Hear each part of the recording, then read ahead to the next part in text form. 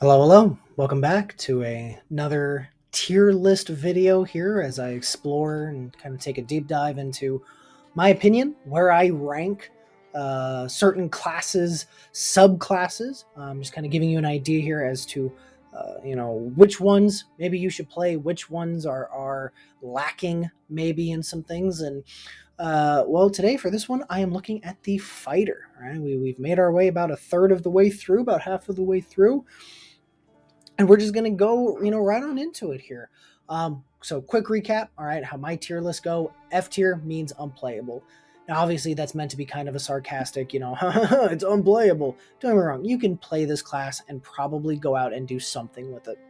But as a power gamer, as someone who, if I decide that I'm going to be a healer in this campaign, or I'm going to be a frontline fighter in this game, or I'm going to be a caster in this game, I physically have to pick a subclass that won't hinder what I want to be. If I decide I want to be healer and then another character ends up out healing me just cause, like, I'm going to feel bad. So for me, I always throw those into F tier, which for me means unplayable. D tier means situational at best. They're not god awful, but the best you can usually hope for is just that one situation that class is actually good at. C tier means average, but pretty mediocre. There's classes that are worse, but there's also a lot of classes that are just way better. B tier means it's decent. All right, you'll enjoy it. It can be, you even go so far as to say that it can be good. It just might be missing something. All right, there might be something about it that is just still very situational, or it's just not doing enough to bump it up to that A tier. A tier, solid. It is a great choice. It is a subclass that you cannot go wrong with. If you pick it, you will have fun. And then, of course, S tier, best subclass in this genre. So let's go ahead and go right on in here with my F tier. Yes, fighters have an F tier, and if you are someone who's ever played a fighter, you probably know it. This is probably not news to you. Eldritch Knight, weapon bond. At third level, you learn a ritual that creates a magical bond between yourself and one weapon. You perform that ritual over the course of 1 hour, which can be done during a short rest. The weapon must be within your reach throughout the ritual, and at the conclusion of which you touch the weapon and forge the bond. Not done yet. Once you have bonded a weapon to yourself, you can't be disarmed of that weapon unless you're incapacitated. If it is on the same plane of existence, you can summon that weapon as a bonus action on your turn, causing it to teleport yourself into your hand instantly. You can have up to 2 bonded weapons, but can only summon one at a time with your bonus action. If you attempt to bond with a third weapon, you must break the bond with one of the other 2. This is an absolute goddamn joke, and it fucking pisses me off because an Eldritch Knight is so cool. The idea of an Eldritch Knight is so cool, but this sucks. You want to know how bad it sucks? Let me prove it to you. One, okay, those first like 3 or 4 sentences is just a fancy goddamn way of saying, hey, over the course of an action, you could bond with a weapon. That's it. The other half of this paragraph is saying, hey, you can't be disarmed, which I don't know what DM you're dealing with, but I don't think I have ever disarmed my players. I don't think I've ever taken a weapon from my players in the middle of combat. No, scratch that. I think I've done it once. I did it once because they went up against an enemy that specialized in gravity, and messing with the weights and things of what they could touch. And so they touched a weapon that was being held and used a spell that kind of locked it in place. That was as close to disarming I had ever gone. The rest of this, not so much. So, and the fact that you can summon it anywhere you want, great. Or just go play a level 1 Hexblade Warlock and just have more fun. Like I said, this is just a goddamn joke. All right, War Magic. Beginning at 7th level, when you use your action to cast a cantrip, you can make 1 weapon attack as a bonus action. I don't know about you. I have the oddest feeling that your cantrips are doing less damage than your ordinary attack. But sure, if you want to go ahead and give up one of your attacks in order to cast a fucking cantrip, you go for it, bud. I'm sure it won't be a regret. 10th level, Eldridge Strike. You learn how to make your weapon strikes undercut a creature's resistance. When you hit a creature with a weapon attack, that creature has disadvantage on the next saving throw it makes against a spell you cast before the end of your next turn. I don't have this up here on my screen, but the Eldritch Knight does have spell slots. It unlocks a couple of spells for itself. The problem is this, is that the spell list sucks. Most of them are smites that not even paladins, in which most of the spells are swiped from, would even touch with a 10-foot pole. And the ones that aren't horrible, looking at you, 3rd, 4th level spell slots, an Eldritch Knight will not get until they are like 14th level. It's that awful. So literally, it's like, okay, yeah, great. I attack you, and now you have disadvantage on the next saving throw against a spell I make. But again, that means that, we're going to go back to that war magic. That means I'm going to have to give up an attack just to try to cast a spell on you. And odds are it's going to do less damage than if I would have just fucking hit you. It's just, they tried so hard, but it just sucks. All right, Arcane Charge. At 15th level, you gain the ability to teleport up to 30 feet when you use your action surge. You can choose to do it either before or after. So I guess if you're doing an action surge, and if for some reason you're doing it 30 feet away from some dude, sure, this lets you teleport to him. The definition of fucking situational. All right, 18th level, you have improved war magic. Starting 18th level, you can use your action to cast a spell and then make a weapon attack as a bonus action. Ooh, hot damn. So I can cast Banishment and then turn around and poke a dude in the face once. Or, at 18th level, because I'm a fighter, I could attack that same dude like 4 goddamn times. Because I'm a fighter. And because I wasn't stupid enough to give up my action to cast a spell. This is what's stupid. All right, why? They do you know what? If they wanted to make Eldritch Knight good, you know what they should have done? All they needed to do was literally just flip actions to bonus actions. Hey, here's a list of spells you can cast as bonus actions. That way, we're not taking away the thing that makes you a fighter. But sure, go ahead, do it. This is why this shit is fucking F tier. All right, it is garbage, and you will not enjoy it. I promise. All right, D tier. We have the Arcane Archer. Now, this one might be a little contentious. I've seen other YouTubers put this a little higher in their list. I will try my best to explain why it is where it is. All right, Arcane Archer, 3rd level. You learn magical theory and some magical secrets. You get to learn a fucking cantrip that makes you kind of a druid, but then they avoid anything else dealing with a druid ever. All right, Arcane Shot at 3rd level. You unleash a whole bunch of magical effects. I have some of them listed below. So Banishing Shot, Bursting Shot, Shadow, Beguiling, Grasping. I think there's like Engulfing, Entangling, things like that. They are pretty situational. They don't do too much damage. At 18th level, they do become 4d6 instead of 1d6 or 2d6. But most of them are very situational and not that good. You can only use them once on each of your attacks. So that means you can only use them once a turn. And you can only use them on a short bow or long bow. So no crossbows for you.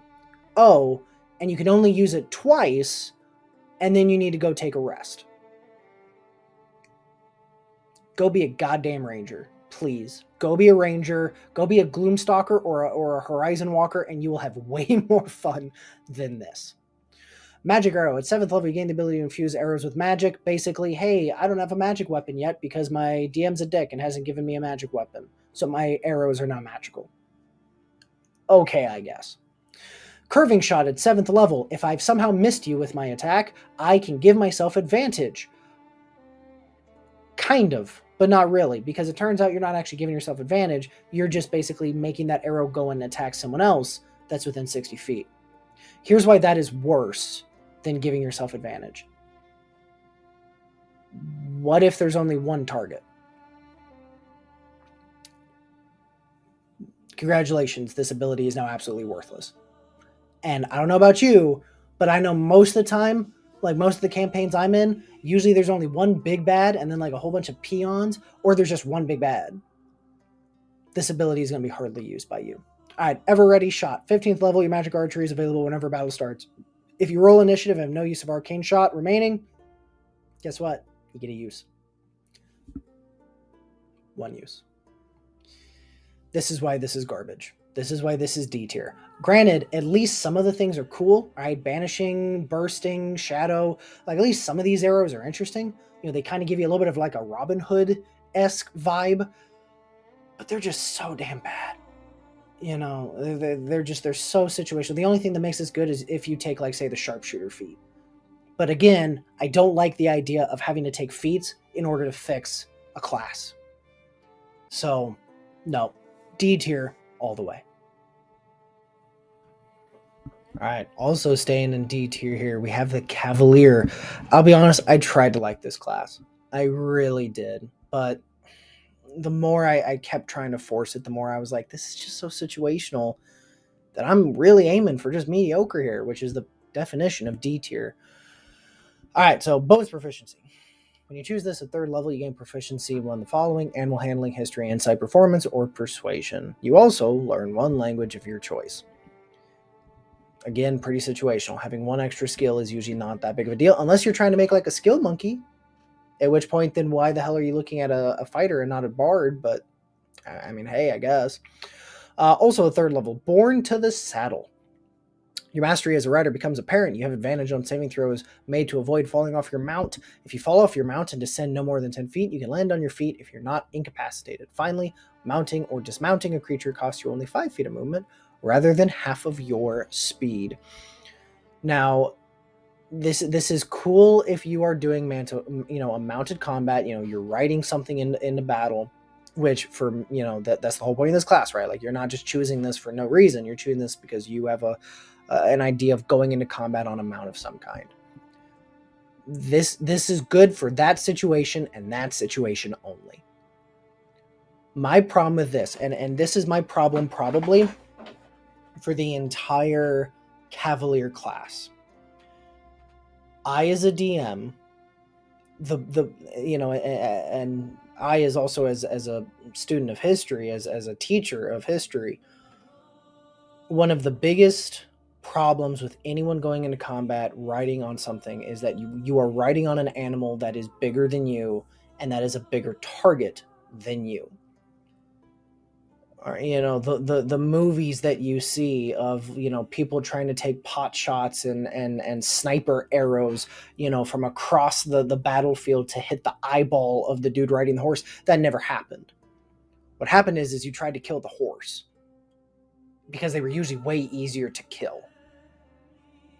And so I, as a DM, like, I know for a fact that I would be aiming for this dude's mount most of the time, which later on, in fact, we're about to get here in a second, but just, I think my biggest problem with the Cavalier class is just, I know as a DM, if someone chose the Cavalier class, I know that they would hate me very, very quickly going into this campaign, because I'd be like, it doesn't make sense. Why would I try to hit you when I can hit your war horse?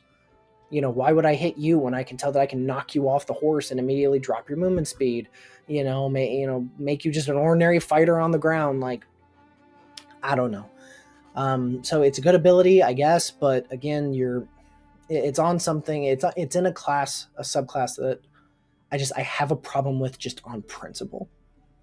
All right. Anyway, Unwavering Mark. At 3rd level, you can menace your foes, foiling their attacks and punishing them for harming others.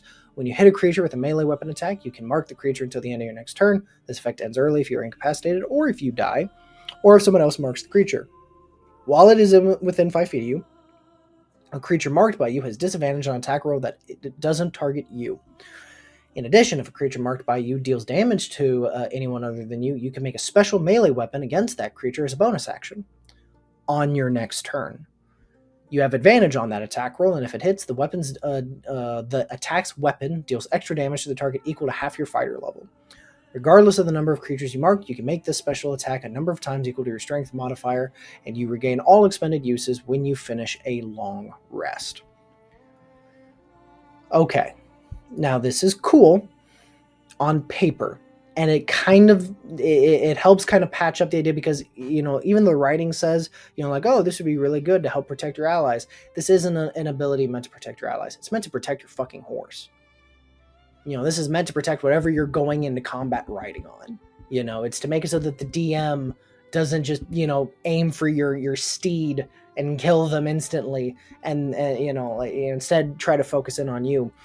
The problem is again, it requires you to attack them. It requires you to hit them first. There's just so many stipulations here involved that just I guarantee you, if you try to play a Cavalier, if your DM is worth literally any grain of salt, I'm sorry to say this, but your mount is going to die a lot. And you're going to find that a lot of these abilities are, especially the ones reliant on you, being on your mount or something, they're going to be useless. All right, warding maneuver. At 7th level, you learn to fend off strikes directed at you, your mount, or other creatures nearby. If you or a creature you can see within 5 feet of you is hit with an attack, you can roll a d8 as a reaction if you're wielding a melee weapon or a shield. Roll the die and add the number rolled to the target's AC. If the attack still hits, the target has resistance. You can use this feature a number of times equal to your Constitution modifier, and you regain all expended uses when you finish a long rest. Again, another way for them to try to save your mount.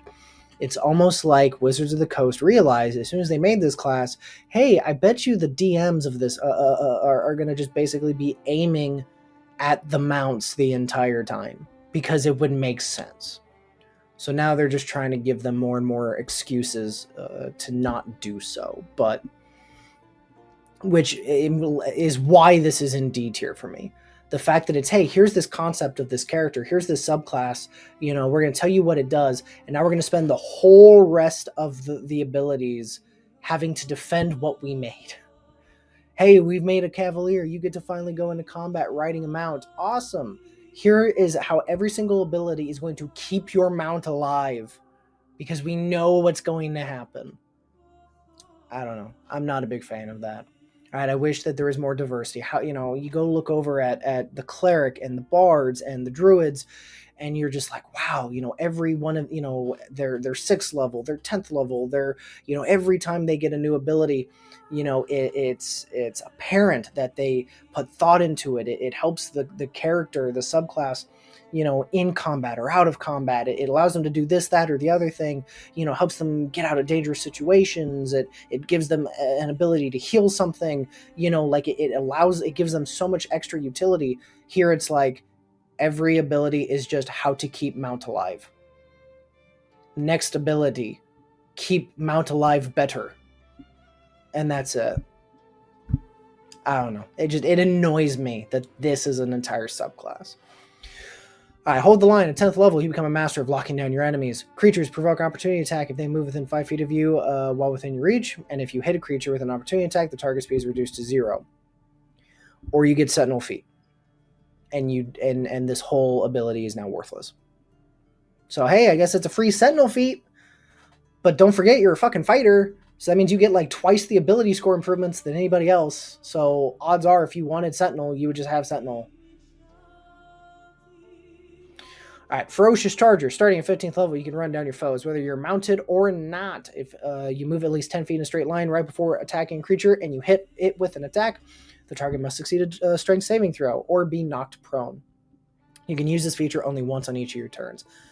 This is effective, but it is situational. The reason why I say that this is situational is because you must move 10 feet in a straight line, which means if you have engaged with someone and then the next turn you want to use this ability again, you're going to have to, either that creature had to have died or you are leaving that space and you are getting hit with an attack of opportunity.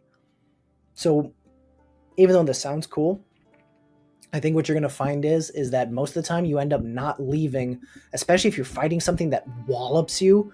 If you're fighting something that's big and heavy and hits hard, I think you're going to realize really quickly, like, oh, I can't. I physically cannot take the chances of leaving every time I get involved into a fight. I just can't take the opportunity attacks of leaving. Now, could this be settled by using, the mobile feat?